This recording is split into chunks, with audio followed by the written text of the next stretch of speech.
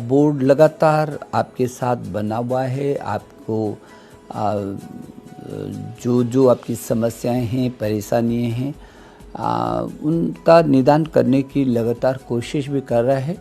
अभी लगातार मेरे पास जो सूचनाएं आ रही थी और आपसे जो लगातार संवाद भी मेरा हो रहा है, तो आपके सामने पहली समस्या तो ये थी कि उन स्कूलों में जाकर के वहाँ परीक्षा देनी पड़ेगी, बहुत दूर हैं, तो ये दूसरी जगह जो सेंटर होते थे, उन दूसरी जगह सेंटर होने के को भी निस्तारित करके पहला निर्णय सीबीएसई बोर्ड ने ये कहा था कि वो आप अपने ही स्कूल में आपका सेंटर होगा। तो ये काफ़ी कुछ सहूलियत आपको मिली होगी कि अब आपको दूसरी जगह, दूसरे केंद्रों पर परीक्षा देने के लिए नहीं जाना पड़ेगा। जो इंटर और हाई स्कूल की बची हुई परीक्षाएं हैं, लेकिन अभी जो जैसे कि जो छात्रावासों में छात्र रह रहे थे, वो उन्होंने अपने छात्रावासों को खाली करके सभी लोग अपने अपने घरों में चले गए हैं, अपने प्रदेशों में चले गए हैं। उदाहरण के लिए नैनीताल से पीछे के दिनों में केरल लोग गए, इधर से तमिलनाडु गए, तो तमिलनाडु से पंजाब आए। तो एक जगह से दूसरी जगह हज़ारों किलोमीटर की दूरी करके और बच्चे अपने अपने घरों में पहुँचे हैं।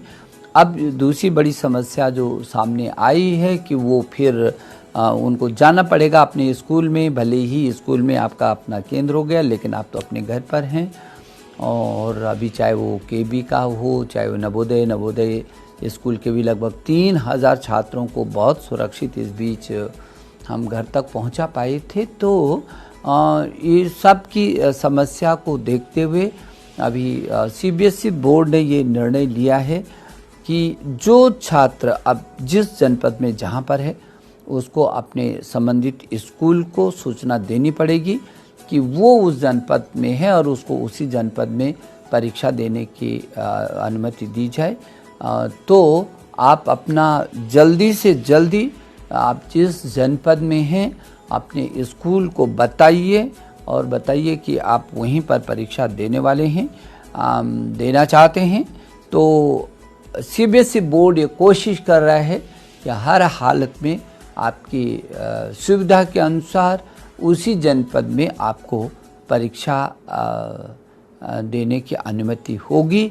जून के प्रथम सप्ताह में आपको अपने स्कूलों से लगातार संबंध करना पड़ेगा, ताकि जून के प्रथम सप्ताह में आपको ये पता चल जाएगा कि कौन से आपके जनपद के कौन से स्थान पर आपको परीक्षा देनी है। तो अब आप बहुत चिंतित मत रहिए, ये भी बहुत अच्छा निर्णय आपके पक्ष में हो गया। आप निश्चिंत होकर के पढ़ाई करिए। और मैं अभिभावकों से भी कहना चाहता हूँ कि उनको काफ़ी मानसिक दबाव रहा होगा, चिंतित रहे होंगे कि अब जब परीक्षाएं होंगी तो बच्चों को सैकड़ों किलोमीटर, हज़ारों किलोमीटर दूर किस तरीके से वो जाएगा और फिर कैसे करके परीक्षा को देगा। तो आपकी भी ये चिंता कम हुई है। अब आप पूरी तन्मयता के साथ छात्र के साथ जुटे होंगे, मुझे आशा है। और मेरे छात्र छात्राएं, मुझे आप पर बहुत गर्व महसूस होता है कि आप बहुत अच्छे तरीके से, बहुत मस्ती के साथ आपने इस समय को बहुत अच्छे तरीके से प्रयोग में लाई हैं। आप अच्छे तरीके से उसका आपने उपयोग किया, बहुत अच्छी तरीके से आपने सब लोगों के साथ हंसी खुशी के माहौल में, मस्ती के माहौल में अपनी पढ़ाई भी शुरू की और अपने को सुरक्षित भी रखा है और अपने परिवार को भी आपने सुरक्षित रखा है। तो मैं फिर आपको शुभकामना दे रहा हूँ कि जो अगला एक के बाद एक, एक के बाद एक, एक के बाद एक जो आपके पक्ष में ये निर्णय हो रहे हैं, ये आप इनसे खुश तो होंगे ही, लेकिन उन निर्णयों को अपनी और अच्छी योग्यता बढ़ाने की दिशा में आप और मेहनत कर रहे होंगे। मुझे आशा है, भरोसा भी है आप पर कि आप बहुत जो आपके प्रश्न पत्र होने वाले हैं भविष्य में, उसको बहुत अच्छी तरीके से आप